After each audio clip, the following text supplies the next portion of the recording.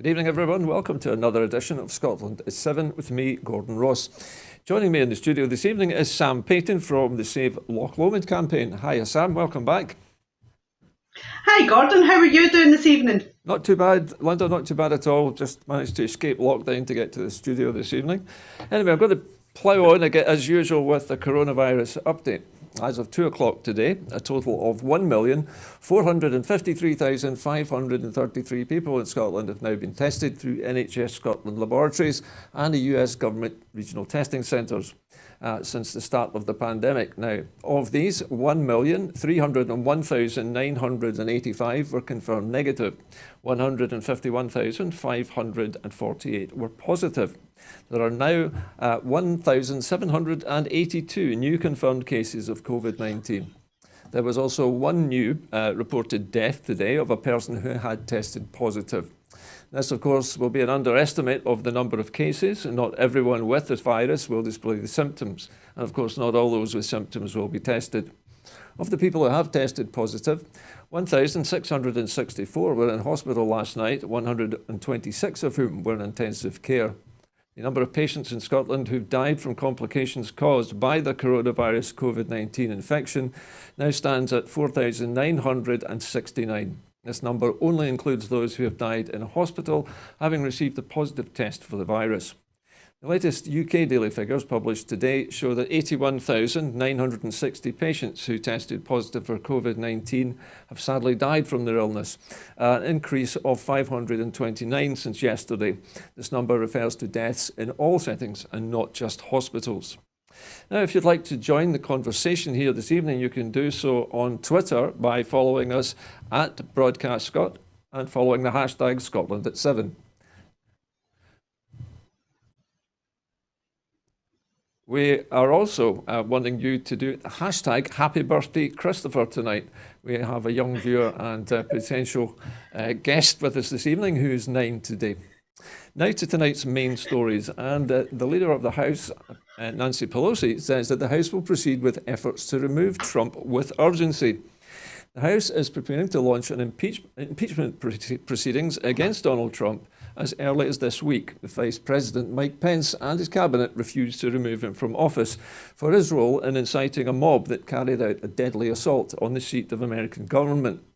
The House Speaker, Nancy Pelosi, delivered the ultimatum in a letter to colleagues on Sunday night that described the President as an urgent threat to the nation.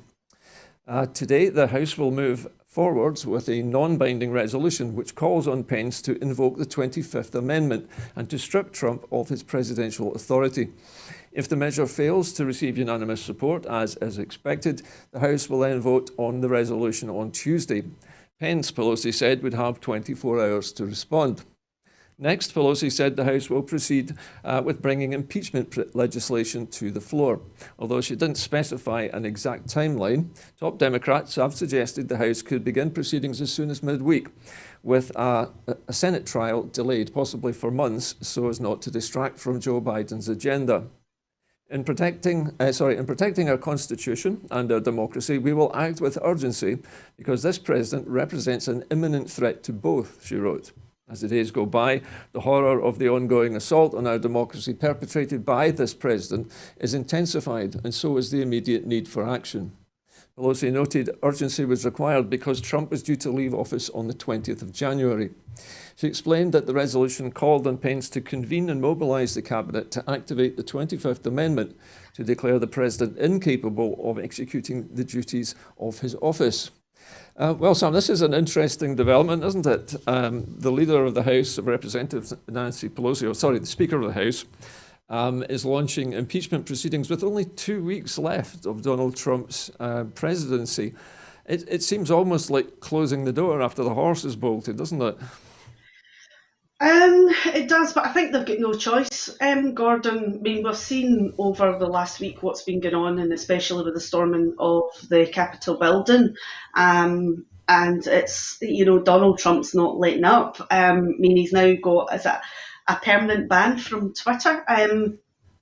So it's like how much more damage, and Facebook, and how much more damage can this man do? He's determined and to cause as much damage as possible in the final 2 weeks, instead of just being gracious and offering all the best to the Yeah. next president. He's determined to totally destroy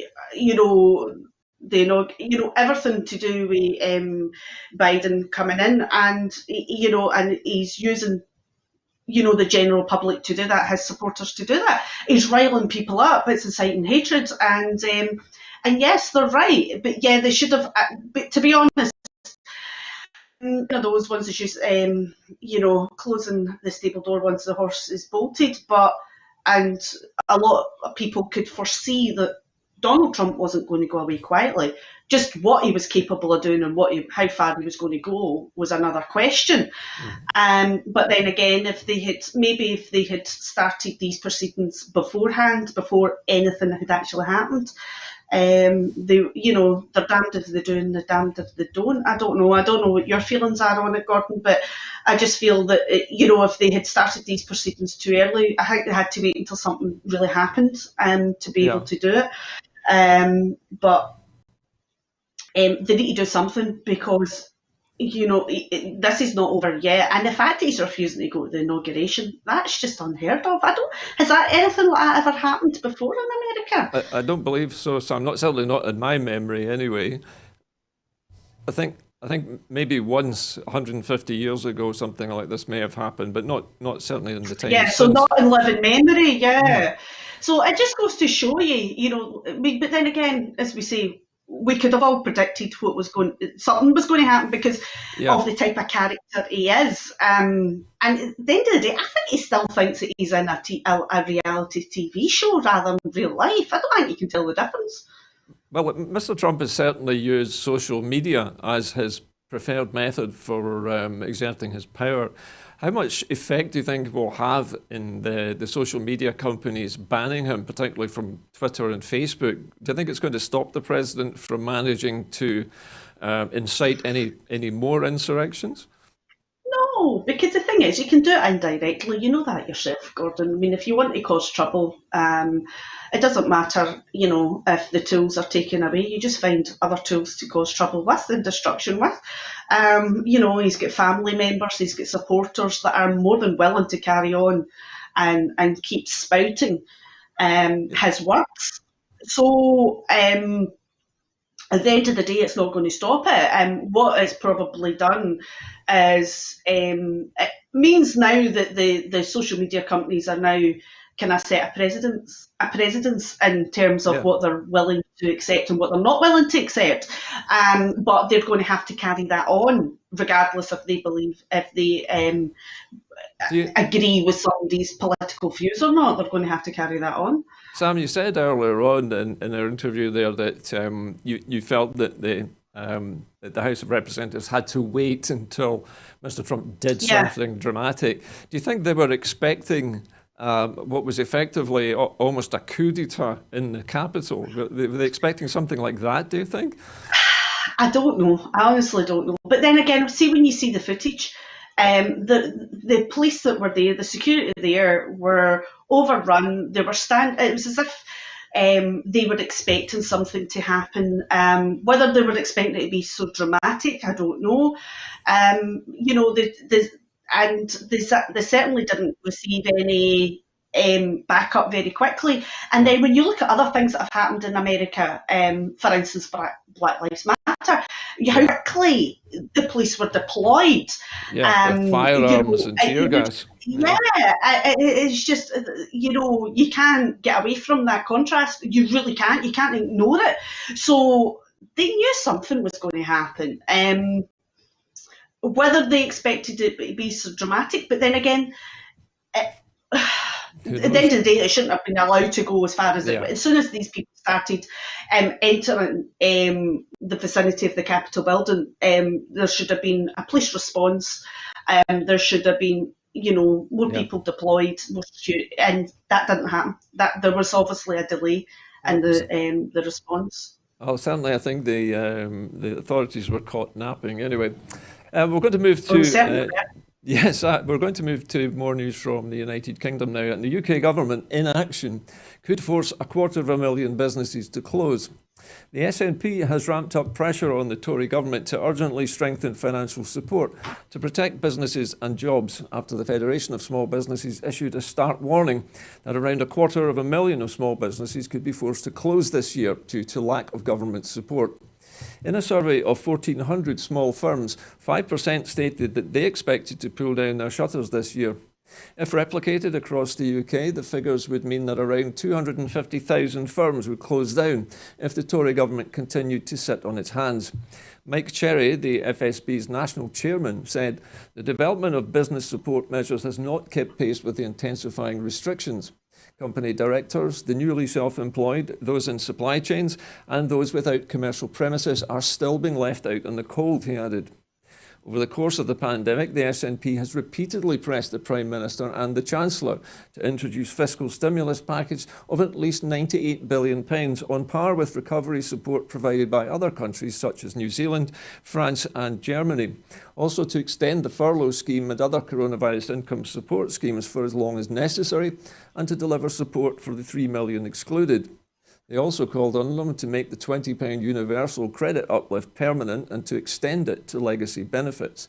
And finally, the SNP also demanded that they devolve key financial powers to Holyrood so that the Scottish Government can take the necessary steps to protect jobs and people's livelihoods.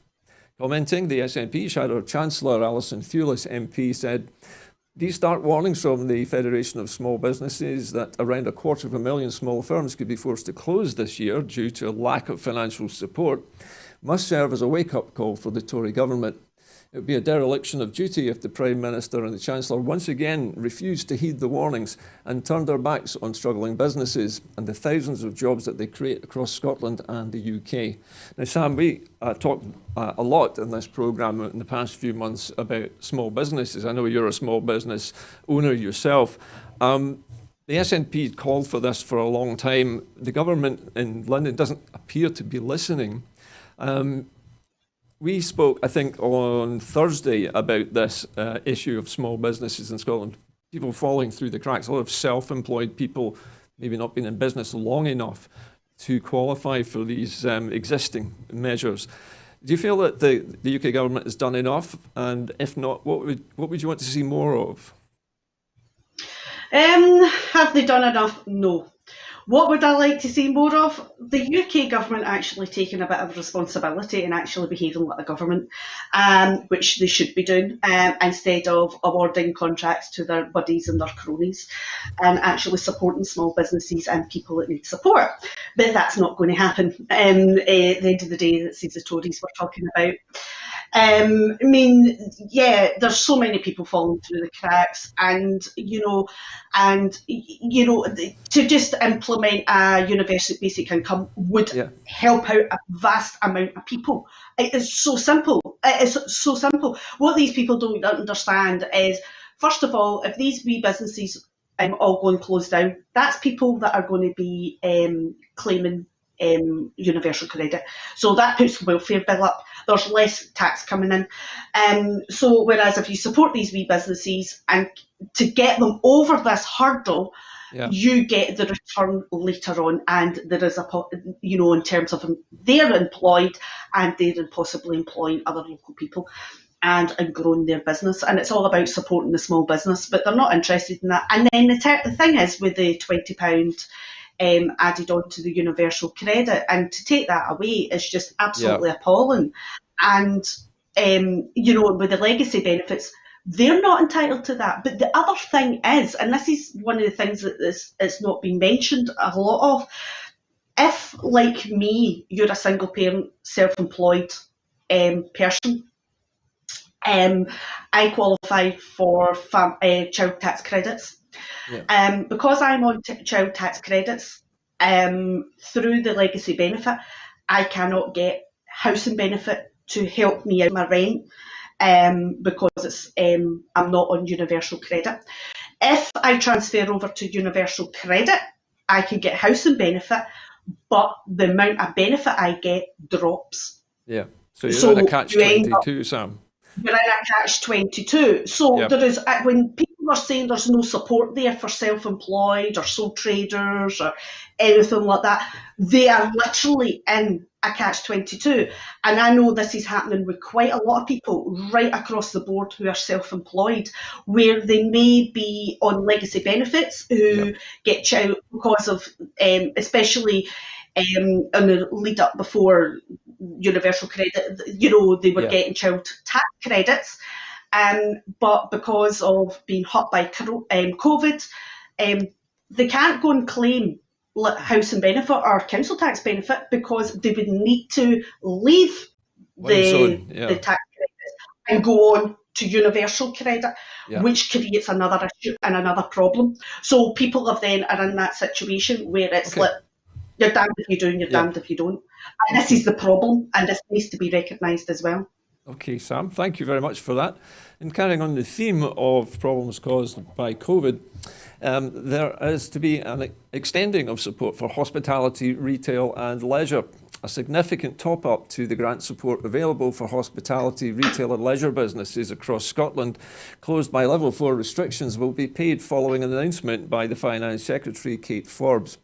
In addition to the grants businesses receive through the Strategic Business Framework Fund, eligible businesses will also be able to get a one-off grant of 25% for larger hospitality businesses on top of the 4 weekly £3,000 payment, £6,000 for smaller hospitality businesses on top of a 4 weekly £2,000 payment, £9,000 for larger retail and leisure businesses on top of the 4 weekly £3,000 payment, and £6,000 for smaller retail and leisure businesses on top of the 4 weekly £2,000 payments. In most cases, eligible businesses that have already applied for the 4 weekly payment from the Strategic Framework Business Fund will get an automatic top-up. For the majority, this top-up will be combined with the next tranche of payments for the Strategic Framework Business Fund, due to go to businesses on the 25th of January. Businesses which haven't yet applied for either of these funds should submit an application as soon as possible through their local authority website. Applications are now open. Now, Sam, in contrast to what we've just been talking about, the Scottish Government's Finance Secretary has just announced another package of measures to help small businesses, particularly retail and on top of 75 million already pledged. So it's in addition to a lot of money already pledged. The Scottish Government seems to be taking this business much more seriously, Sam, than we've seen from the UK government. Do you feel the Scottish Government is able to do enough? They seem to be trying their best here. I mean, it is totally different contrast from the UK government. The Scottish Government, yes, they're working with their hands tied behind their back, and they are trying their best. Again, they're not going to be able to save everybody. They're not going to be able to protect everybody because that's impossible. And we all recognise that. Yeah. That's the reality of the situation. But at least they're trying. And at least they're trying to take responsibility, the way a government should be. And it's just, if the problem is the UK government are, as you know, they're limiting the amount of aid that's coming to Scotland, the amount of money that's coming to Scotland. They're refusing to give any more. They're, and they are, and the money they're announcing, it's not new money. It's just, they're just playing games with Scotland, and and the thing is the Scottish Government are trying their best, and to keep, because they recognise in order to keep the economy going, you need to support the businesses that are closed at the moment, because at the end of the day, these are the businesses that will be back up and running, you want to be back up and running, and getting the economy going again. So they need to support them now. So they've got the foresight to see that. The UK government, not so much, doesn't. No, that's the problem. Okay, Sam, thank you for that. Now we're moving now to the subject of nuclear weapons, and Catholic bishops have called on the UK to forsake its nuclear arsenal.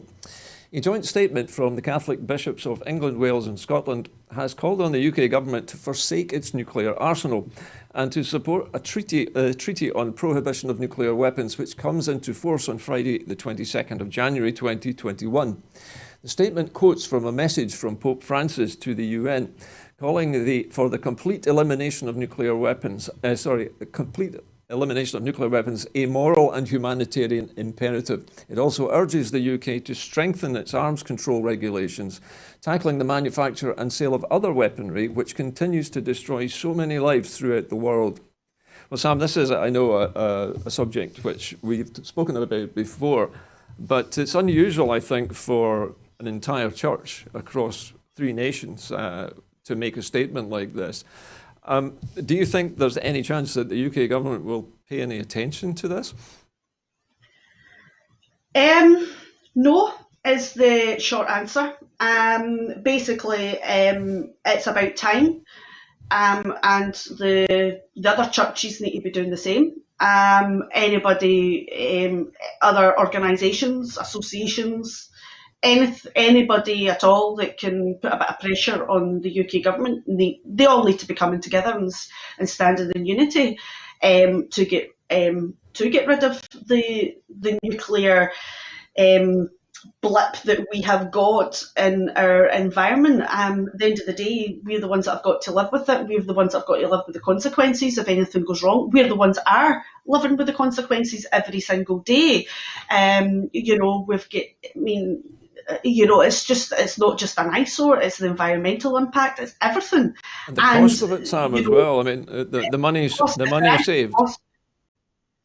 You think if that money is going into that right now, what that money could be doing right now with COVID, that it just, it's unimaginable. And also as well, I mean, for folk that don't know the area, I mean, if you are live in the area in the vicinity of Fastlane, you could be playing in a children's play park. You could be at the children's play park playing with your kids, and you see a nuclear sub, a machine of destruction going by a children's play park. Yeah. It's just like that shouldn't be happening. Passes within about 400 metres as well as it goes through the head of the lock. Yeah. It's mind blowing, and it's something that is actually just a weapon of mass destruction. And you're just like, really? And there's these kids playing, and it's just that surreal scenario.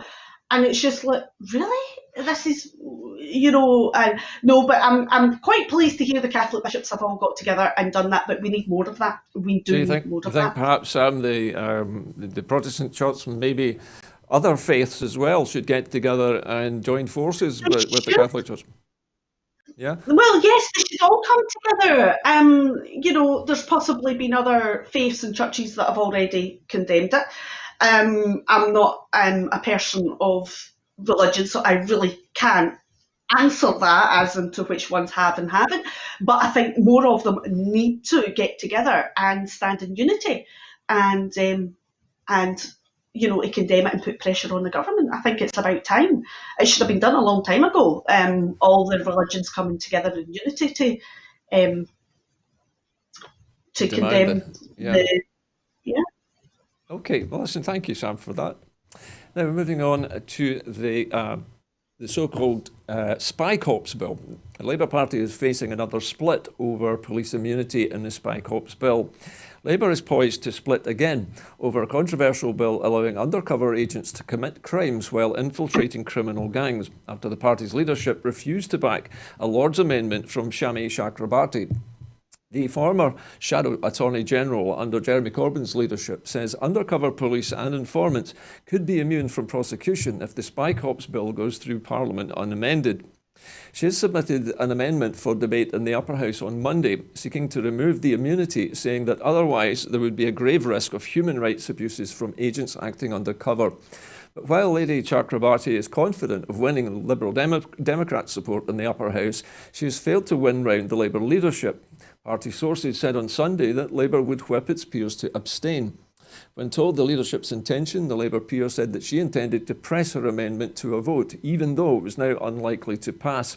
This is too important to be left to deals involving the usual channels, Chakrabarti said. Now, Sam, this is a bill which the Tory government was planning to bring in, which would give immunity to informants and undercover agents from any crimes they might commit whilst infiltrating criminal gangs. And the number of things which they might be permitted, or crimes they might be allowed to commit, is quite extensive. I read the bill a few months ago, and I was shocked by the kind of things it might allow them to do. Do you think Lady Chakrabarti is right to have this bill amended? And how do you feel about the way the Labour Party's responded? Oh, crikey. It's one of the...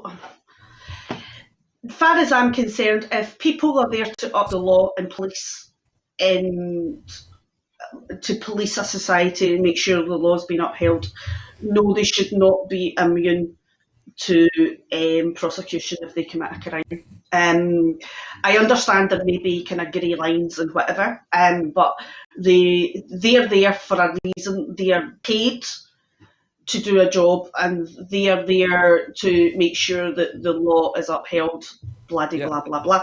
However, I do understand that sometimes there may be that kind of grey area, that it's one of those ones in order to infiltrate a gang or whatever, that they may have to prove themselves or do something. But where do you draw the line? Because once you start turning around and saying people have got immunity, where do you draw that line? How do you draw that line?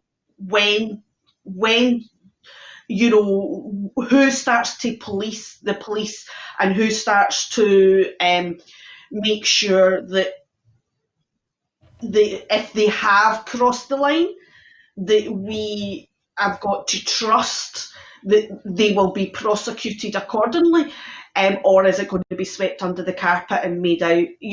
I think there's enough problems with trust in police as it is. I was going to say, Sam, one of the main reasons for putting in undercover agents or informants is actually to prevent these groups from committing crimes. So you would expect them, if a crime was about to be committed, rather than going along with it, they should be calling in, the cops. Well, but the thing is, again, does real life work like that? This is the thing, does real life work like that? Does it not work like that? Until you're in that situation, it's very hard to comment on. But I would like to be slightly naive in this one, and quite and say that the police are there to police society and uphold the law, and they should be held in a certain regard, and they should have a certain position of respect. And the thing is at this moment in time, there is people don't. In some societies, you're trying to build that respect with the police. You're trying to build the trust in the police and things like that. And to be doing this sort of thing and to allow police officers to break the law in order to infiltrate, as I say, where do you draw the line? When do you turn around and say, that police officer, how can we trust the police to turn around and say, yes, this police officer or these couple of police officers have stepped over the line and they will be prosecuted? Or is it going to be they stepped over the line but we don't want the public to know about it? One last question, Sam, before we leave the subject. The Labour Party has indicated that it's going to whip its members to abstain on this bill. Do you think that that's the right thing to do? The Labour Party seems to abstain on an awful lot of things these days, doesn't it? They do. And as far as I'm concerned, see, I don't agree with the whip system, because I think in order to have a true democracy and for MPs and politicians to be representing their constituents, they should be representing their constituents and their feelings. So to be whipped by the party and to abstaining or to vote a certain way, I generally don't agree with that. But and I think to abstain to me is a bit cowardly. To be honest, and I understand that there is times where it's all part of the political game and things like that. But I think in something like this, there needs to be an infinite decision, and it's too serious a matter, because where does it stop? Where does the line stop? Where does it go from here? We need some definition, Sam. Yeah, you know, when you turn around and you start saying, "Oh, it's okay for somebody to commit a crime for this," where does that stop? What's next? You know, you're opening up a can of worms. So, no, All right, Sam, listen, it's one of those. Yep, I get the picture. Okay, Sam, thank you for that. And we're still sticking with the issue of criminal activities now, but this time criminal court changes.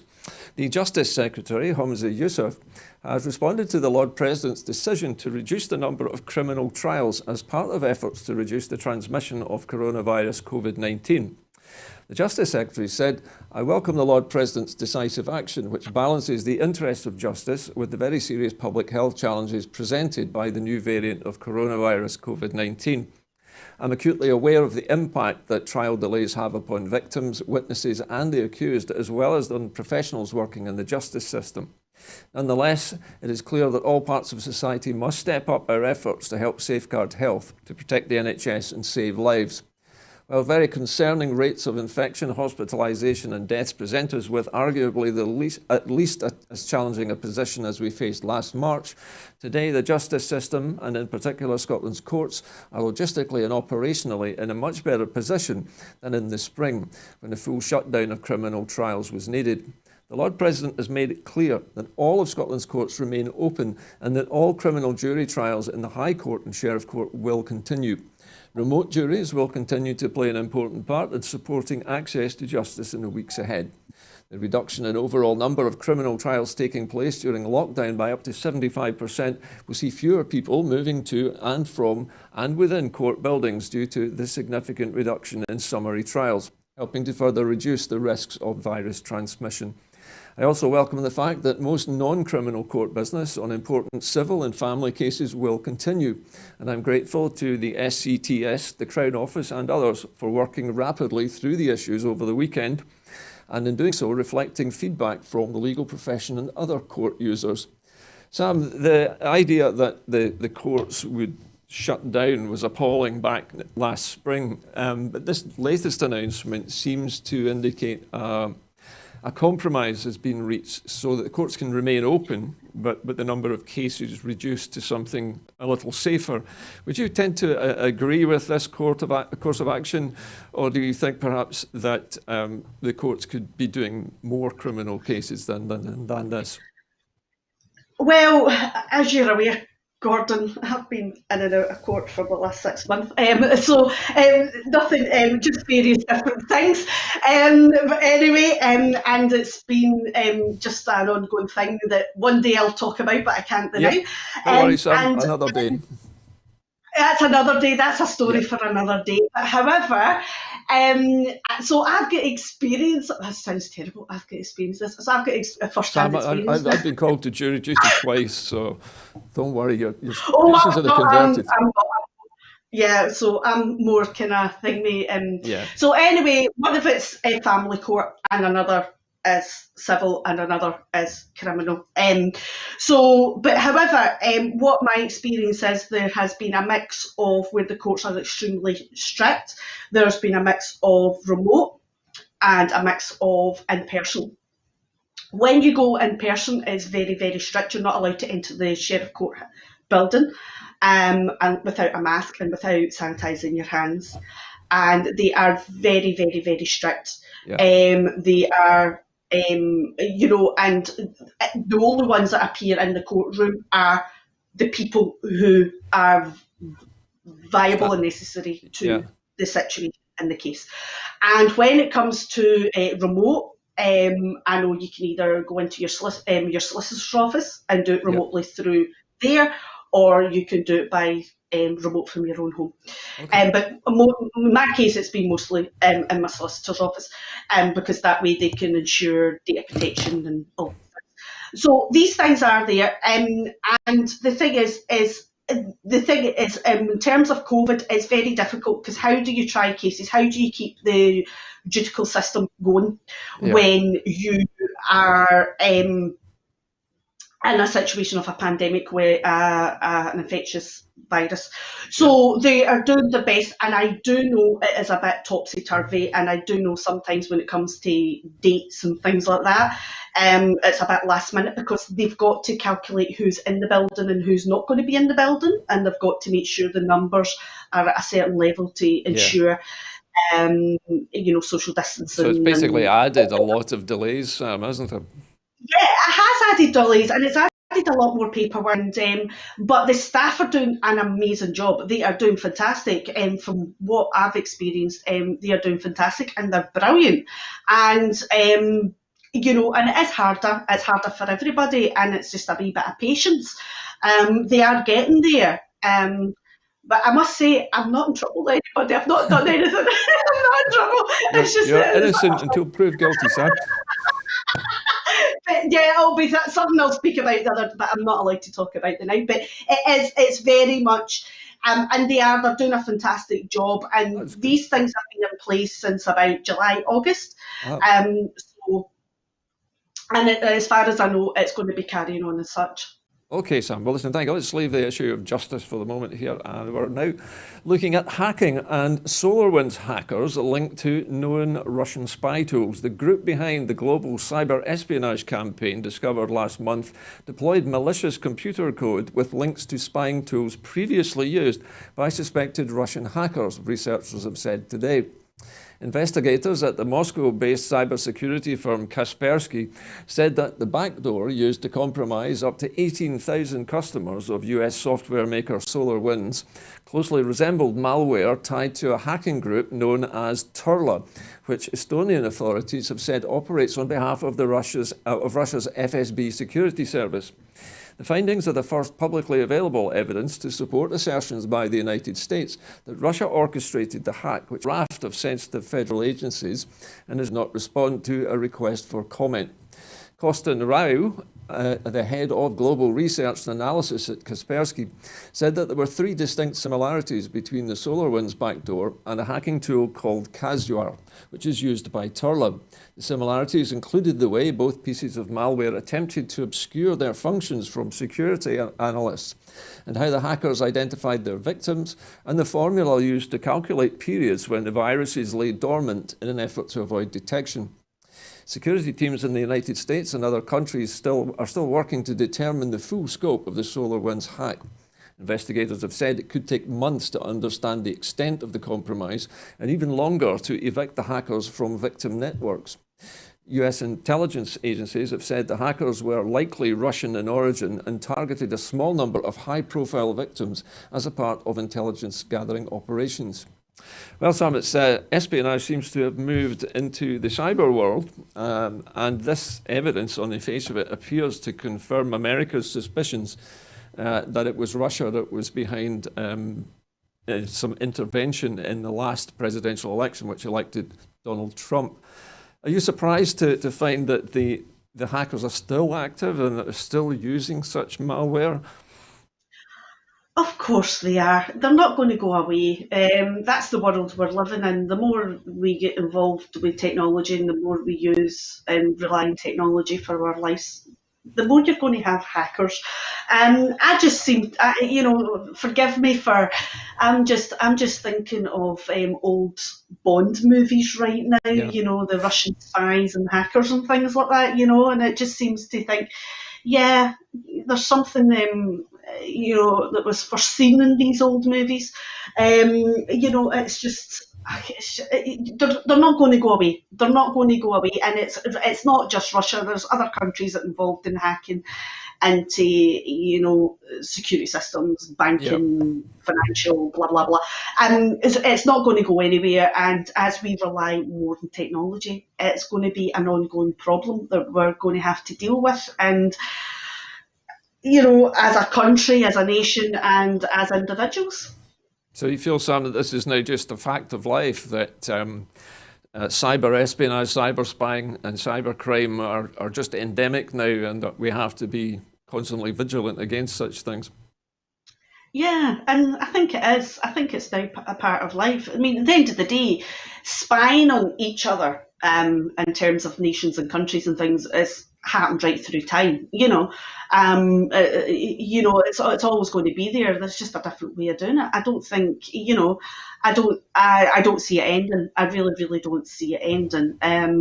And I think it will. Unfortunately, it's part of our life, and you see it all the time. If it's not just the espionage and things, but even the kind of hacks with the scams and things like that, it's became part of life. Your banking, your text messages through, social media and things, links to things, organised crime. There's so much of it out there. So.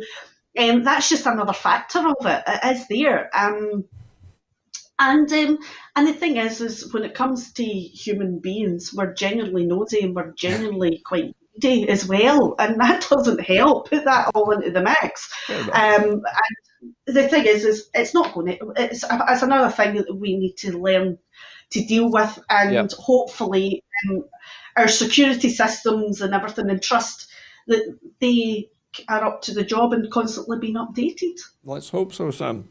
Okay, we're moving on now to a new poll which shows that Nicola Sturgeon has the highest support of any party leader. A new opinion survey shows that the strong support for Nicola Sturgeon's leadership continues, with 43% approving of her handling as a party leader across the UK, the highest of any party leader. The Scottish breakdown shows 57%, and that's a plus 24 rating, of people in Scotland approve of the way the First Minister is handling her role. This compares with just 37% at UK level for Boris Johnson, and 23% in Scotland, with ratings of -7 and -42 respectively for Boris Johnson. While Sir Keir Starmer is at 40% in the UK and 32% in Scotland, with ratings of 15% and -1% respectively. A staggering 65% of people in Scotland disapprove of the way Boris Johnson has fulfilled his role as Prime Minister. A further question asking if Boris Johnson should resign showed that 62% of people in Scotland expressed an opinion saying that he should, with 63% across the UK. Commenting, the SNP Deputy Leader Keith Brown said, "This poll makes clear the strong support in Scotland for the outstanding leadership of the First Minister Nicola Sturgeon as she leads the country through this unprecedented coronavirus crisis." It follows over a dozen consecutive polls showing independence has now become the settled will of the people of Scotland. Faced with the chaotic and incompetent leadership of Boris Johnson and a Westminster system which treats Scotland as an afterthought at best, more and more people are deciding that the best way forward for Scotland is Scotland's right to choose a future as an equal, independent country in the EU. We have the right to determine our own future. The only way to protect our interests, secure a strong economic recovery as we emerge from this crisis, and to regain the full benefits of EU membership is with the full powers of independence. So there we have it, Sam. Another poll showing that the First Minister of Scotland is the most popular leader in the whole of the islands, it seems. Almost as if Nicola Sturgeon is leading a charmed life. Do you think she can get even more popular than this, or has it reached its zenith now? I don't know. I've not got my crystal ball with me, Gordon, and so sorry I can't answer that one. But Sam, you do have a crystal ball too, don't you? I do, yes. But however, that's another conversation. No, she is very. I mean, I was going to say last week she was being described as a world leader in America. When they were discussing what was happening with mad, crazy President Trump. But the thing is, when it comes to Nicola Sturgeon, regardless whether you agree with her politics or anything else, the one thing has been she's been consistent. She stands there day in, day out. She stands at the podium. She gives a briefing. She stands in Holyrood, takes questions, takes a battering. She takes a battering of the press, and she stands there day in, day out. Not many people would be able to keep that up and keep doing that for as long as she's done that. Yeah. So that kind of tells you a bit about her character and her resolve, and a wee bit of kind of Celtic kind of stubbornness in there as well.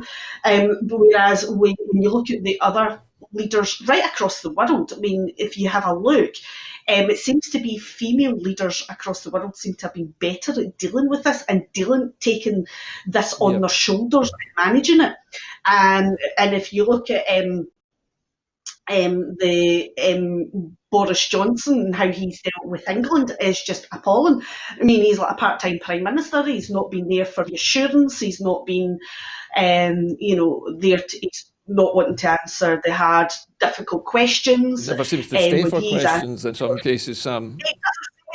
Yeah, exactly. And even when it comes to the media, it always seems to be nice, easy questions. It's not the hard, battering questions that our First Minister gets. So regardless of whether you agree with Nicola Sturgeon's politics or not, you've got to give her credit where credit's due. She has taken a battering, they're through everything at her and they're still doing it. And she still stands there every single day giving hope. And that's the difference. That's the difference between somebody who's a leader and somebody it's not, is leading people through a crisis with a sense of hope. She's not been, she hasn't, Boris Johnson and She hasn't Matt Hancock disappeared and all. off on holiday, Sam, has she? I think Boris Johnson has had a couple of holidays. Turned round and said, "Oh, this is going to be over and done with by such and such and whatever." She's been, I don't know. It all comes down to how the public behave, how yous behave, how yous respond, and how yous do, So, and that's the difference between. I mean, if we all think back to when we've had really good bosses and stuff like that, some of the best bosses we've had have been the ones that have been, about hope, have been about support, that have been there. Okay, they might not be perfect as individuals or characters, but as a leader, they are a leader, and that's the difference. In terms of what I've got to laugh at, the one that's what's his name? The one that thinks Keir Starmer, him, Yes. aye. Him that likes to stand and does these wee briefings now as if he's standing at a podium and all Mr. Important. I think he's trying to make a point and pretend he's already up there as a prime minister or something, which I find quite amusing at times. I'm surprised that he's rated so high in Scotland. I really am. Okay, listen, Sam, I have to leave that story now and move on. And there's been a call for recovered COVID-19 sufferers to keep giving life-saving plasma during the lockdown. With COVID-19 cases surging across the country, the Scottish National Blood Transfusion Service needs 350 people a week to donate convalescent plasma during lockdown and to help save the lives of sick coronavirus patients. Potential donors must have tested positive for COVID-19, have been symptom-free for 28 days and feel fit and well and have returned to normal activities, to be aged 17 to 65 or up to 67 if you're a regular blood donor, and to meet the usual eligibility criteria for blood donation. Dr. Nicole Priddy of the SNBTS, as a consultant haematologist, said, "Giving blood is considered essential travel by the Scottish Government, and if you've had COVID-19, your journey could help save the lives of those still suffering. If you're an adult who has recovered from COVID-19, it's usually because your immune system has developed COVID-19 antibodies. If you then donate your plasma, then Scottish hospitals can use it in the fight against COVID-19. Right now, doctors across the UK are using convalescent plasma to treat patients in clinical trials, and the need is rapidly rising. However, antibody levels reduce rapidly after 4 months, so it's critical to get in touch sooner rather than later." Sam, this is a very interesting story, and the possibility of using this kind of plasma actually was something highlighted, rather ironically, I think, by Donald Trump, I think, if I remember correctly. But it seems now the British government is putting it through some clinical trials, so there must be something, some therapeutic value in giving people plasma when they're particularly sick. So this seems like a very good idea. Yeah, it does. It makes a lot of sense, doesn't it, really? It makes a lot of sense to be, if it's going to help. And the thing is, they normally, I know other things, sometimes they find the plasma can help to, find, cures and vaccinations and things like that. So yeah, it makes a lot. Sorry, I'm kind of conscious of the wee one here as well. Well, listen, the next story is going to involve your co-host there, Sam. Hello, this is Christopher, Sam's son. Christopher, happy birthday. It's Christopher's birthday day. I think you're 9 today, Christopher. Happy birthday. He's kidding on his shy, Gordon. You're going all shy. No, I'm not going to sing happy birthday to you. I'm sorry, my singing voice is not that great. Anyway, the last story this evening is for Christopher to answer. I need him to answer my interview question. So listen carefully, Christopher, okay? So the schools are going back with blended learning this week. School pupils across Scotland returned to their desks today. However, for most pupils, their desk was at home, connecting to their school on the laptops and tablets via the internet.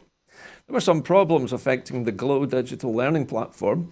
However, this was reported to be due to Microsoft having issues with their Microsoft Teams server infrastructure, affecting not just Scotland, but the whole UK and parts of the EU.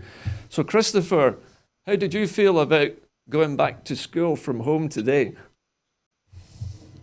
What? How did you feel about doing your school on your laptop today? Good. It was good, wasn't it? You felt good? Yeah. What lessons do you like best, Christopher? Math.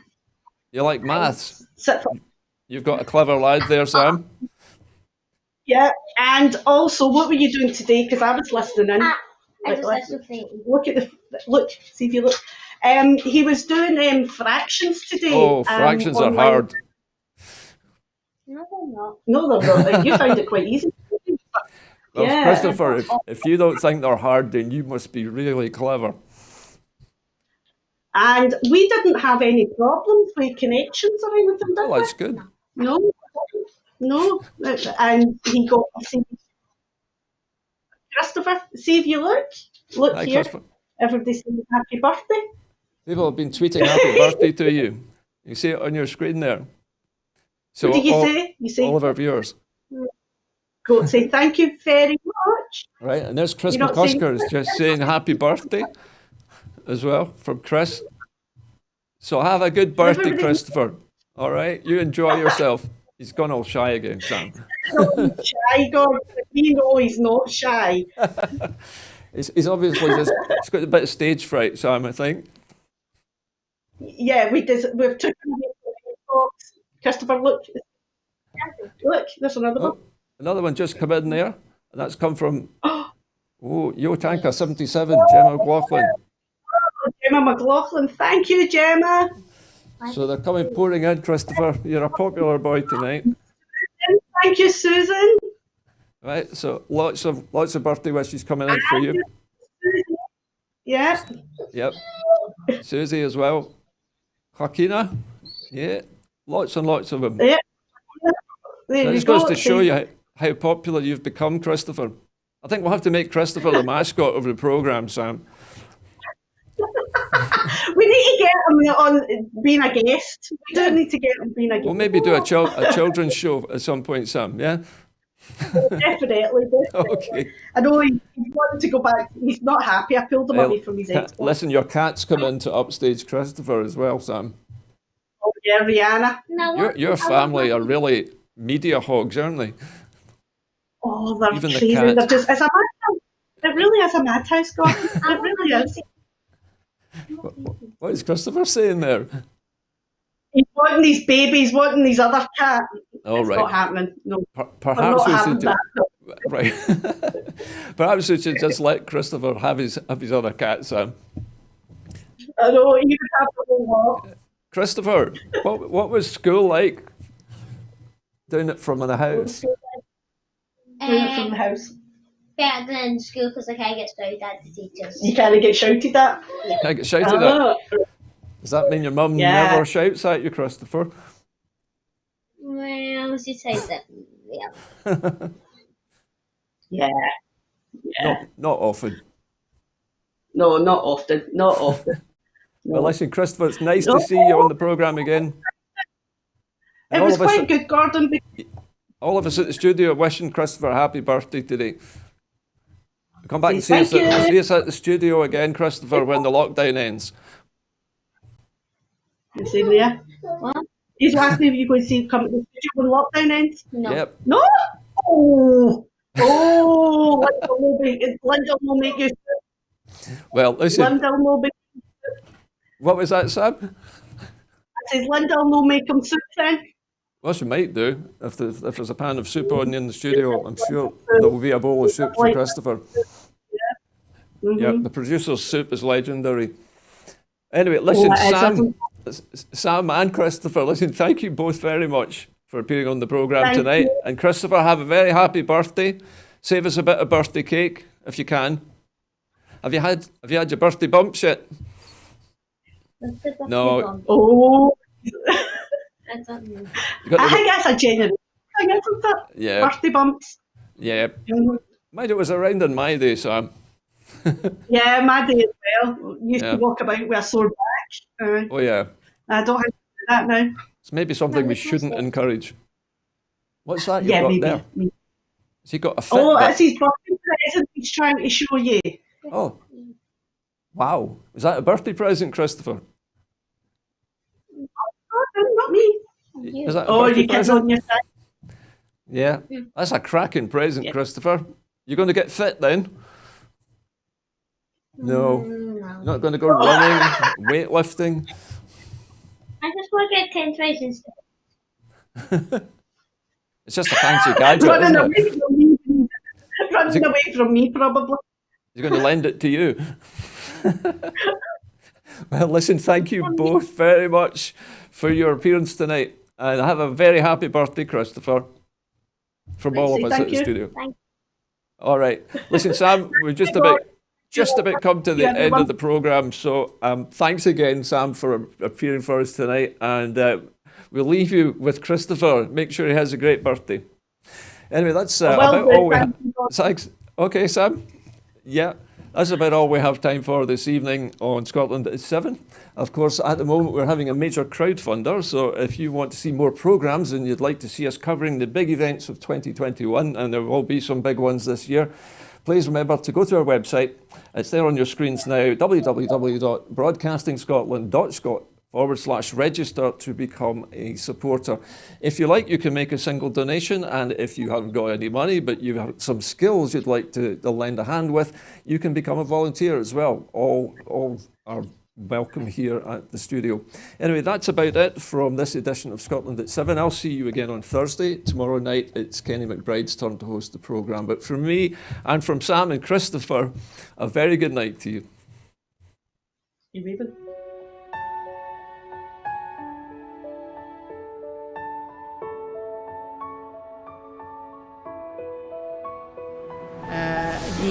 The Catalans, the Basques, the Galicians in the Basque.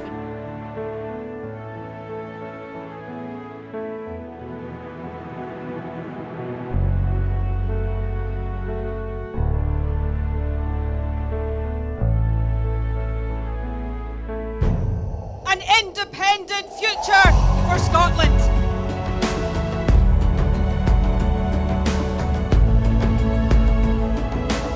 How quickly do you think a referendum can be arranged? Best practice demands that it should be 6 months.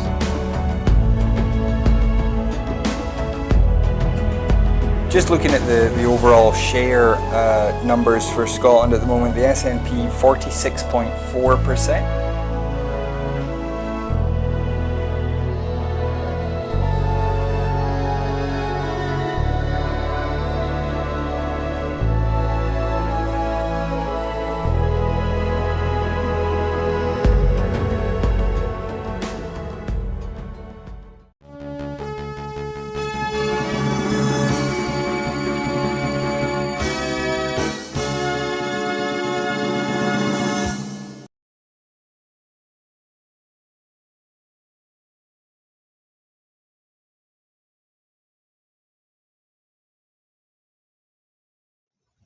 Hooray!